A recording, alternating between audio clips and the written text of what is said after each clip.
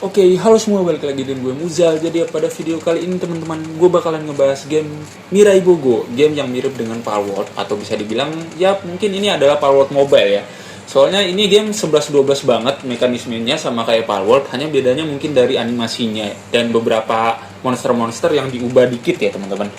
Oke, jadi di sini gamenya sebenarnya modenya itu bukan mode landscape tapi gamenya mode potret, cuman sekarang udah mode landscape tapi masih ada beberapa kekurangan ya. Misal yang pertama adalah pada saat mode landscape kayak gini kalian bisa lihat gue barusan ngekill boss tersebut, boss tower.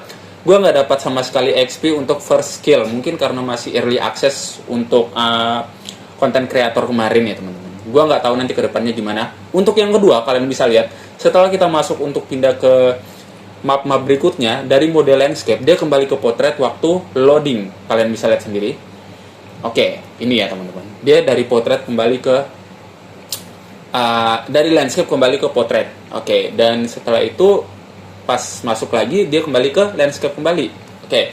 Selanjutnya, yang ketiga yang pengen gue bahas. Kalau seandainya kalian masuk ke mode landscape, minimapnya yang di bagian sebelah kanan atas itu tidak nampak sama sekali ya teman-teman.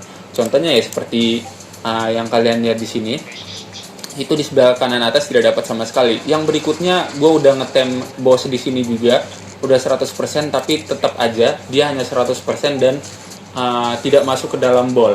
Setelah gue coba relock dan ternyata pal tersebut tidak masuk sama sekali. Kalian bisa lihat sendiri. Masih 100% di sebelah sana. Gue coba nangkap monster lain bisa tapi pal ini tidak bisa ditangkap ya. Gue nggak tahu kenapa.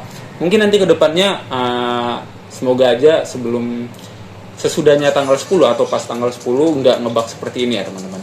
Oke, jadi di sini gue bakalan membagikan sedikit tips setelah gue agak sedikit review kekurangan di early access, tapi udah agak sedikit membaik, nggak seperti yang kemarin-kemarin agak nge-lag dan waktu mode landscape itu agak patah-patah gitu. Sekarang udah mulai agak smooth ya teman-teman.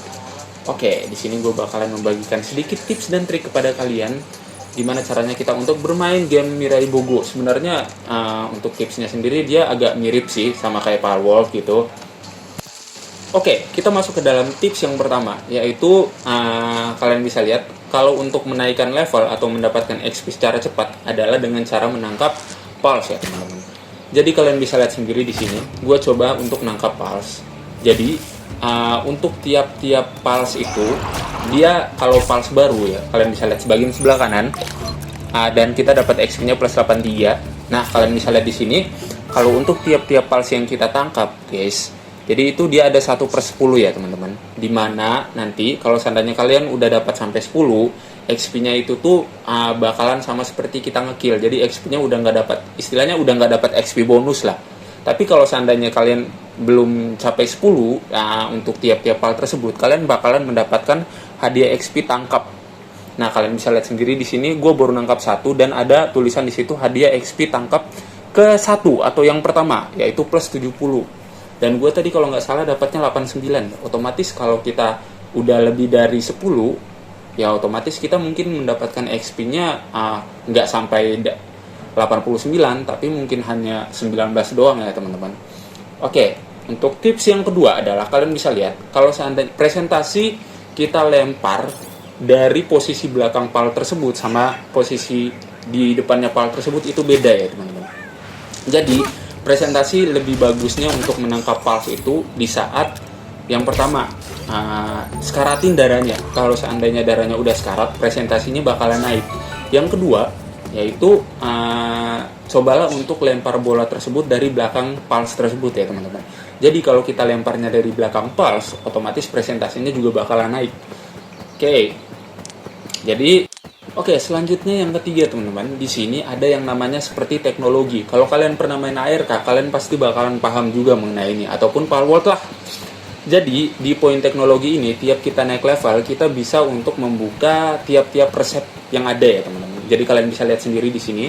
Dan di sini ada yang namanya di bagian bawah itu ada poin teknologi sama poin teknologi yang warna biru sama yang ungu. Jadi poin teknologi yang warna biru itu bisa didapat dengan cara tiap kita naik level kita bakalan dapat poin teknologi tersebut. Sedangkan poin teknologi yang berwarna ungu itu bisa kita dapat dengan cara kita hunting boss monster atau ngekill boss monster ataupun kalau enggak kita nangkap bonus monster tersebut. Nanti kita selanjutnya lagi yang pengen gue jelasin di sini adalah poin ketiga agar kita presentasi nangkapnya lebih meningkat ya teman-teman. Kalian bisa lihat di bagian kanan bawah itu kayak logo Sharingan ya, mata Sharingan di bagian kanan bawah ini. Kalian klik aja. Jadi di sini ada yang namanya poin keahlian. Nah, di bagian poin keahlian ini kalian bisa naikin presentasi untuk nangkep ya teman-teman. Contohnya di bagian sini keahlian dasar. Kalian harus naikin poin keahlian ini untuk bisa meningkatkan poin presentasi kita menangkap monster. Yang kedua di sini ada keahlian boss. Kalian bisa lihat meningkatkan level tangkap untuk raksasa atau kepala atau yang tipe-tipe seperti boss. Dan juga ada keahlian yang bagian belakang. Jadi kalau seandainya kita nangkapnya lewat belakang, ya ini ada tambahan peningkatan efek tangkap untuk hit sisi bagian belakang ya teman-teman. Oh, ini untuk hit. Kalian bisa lihat, ini ada beberapa poin keahlian di sini. Kalian bisa naikin levelnya, tapi menggunakan ini ya teman-teman, manual keahlian dasar. Di sini ada, bukan cuman manual keahlian dasar yang warna biru aja seperti ini. Ada yang beda lagi, kalau nggak salah warna merah, seingat gua. Mana ya? Sebentar, kita coba cek satu-satu di sini. Nah, ini dia teman-teman. Buku yang berwarna merah, yang tipenya adalah superior. Oke. Dan selanjutnya gimana caranya kita dapat buku-buku tersebut? Yaitu di bagian pencapaian. Di sini adalah eksplorasi, terus ada pencapaian sosial, ada pencapaian hewan peliharaan. Jadi tiap kita menyelesaikan misi tersebut, kita bakalan dapatkan buku-buku seperti ini ya teman-teman. Oke. Kalian bisa lihat, kalahkan Raja Mirai Bogo, yaitu Blue Crash. Nanti kalau udah kita ngekill atau mengalahkan bos tersebut, kita menaklukkan bos tersebut, nanti kita bakalan dapat buku ini ya teman-teman. Oke, kayaknya itu aja. Selanjutnya gue bakalan ngejelasin tips untuk leveling di sini. Oke, kita lanjut ke bagian pembahasan leveling. Nah, di bagian game ini juga sama seperti kayak Palworld, yaitu XP untuk nangkap lebih gede dibandingkan XP untuk ngekill. Kalian bisa lihat, ketika gue ngekill Mira, gue cuma mendapatkan XP plus 13. Berbeda kalau seandainya gue ngetem. Kenapa waktu gue ngetem itu lebih gede? Karena ya sama seperti video yang di awal tadi yang gue jelasin, itu kita ngedapat yang namanya reward hadiah penangkapan sampai 10 ya teman-teman. Maksimal cuma sampai 10 doang. Tapi kalau seandainya udah di atas 10, itu nanti XP-nya bakalan normal kembali, nggak dapat bonus sama seperti yang tadi ya teman-teman. Seperti yang gue jelasin tadi di awal. Nah, yang kedua selanjutnya yaitu kita explore. Nanti saat kita explore, kita bakalan mendapatkan buku seperti ini. Sekalinya kita klaim diary yang seperti ini, diary Sofia, kita bakalan mendapatkan XP ratusan hingga ribuan. Kalian bisa lihat, ketika gue ngeklaim buku tersebut, gue mendapatkan XP sampai 300-an. Ya, sebenarnya sistemnya benar-benar sama seperti Palworld, ataupun kalau kita main game ARK, kita juga kadang disuruh explore kan ya, kita dapat yang namanya buku atau apa gitu, gue lupa juga. Nanti kita bakalan dapat XP gede kan. Nah, sama seperti game itu juga. Oke, jadi Palworld Mirai Bogo ini 11-12 sama kayak Palworld, yaitu kalian bisa ngetem, ngecrafting, build base, naikin monster tersebut atau naikin Mira namanya ya teman-teman. Tapi kita tetap membutuhkan yang namanya tunggangan. Tunggangan tadi dari mana bisa kita dapatkan? Item tunggangan itu kita bisa didapatkan dari yang namanya teknologi tadi, yang hasil kita leveling untuk aktifin teknologi tersebut. Setelah itu kita crafting.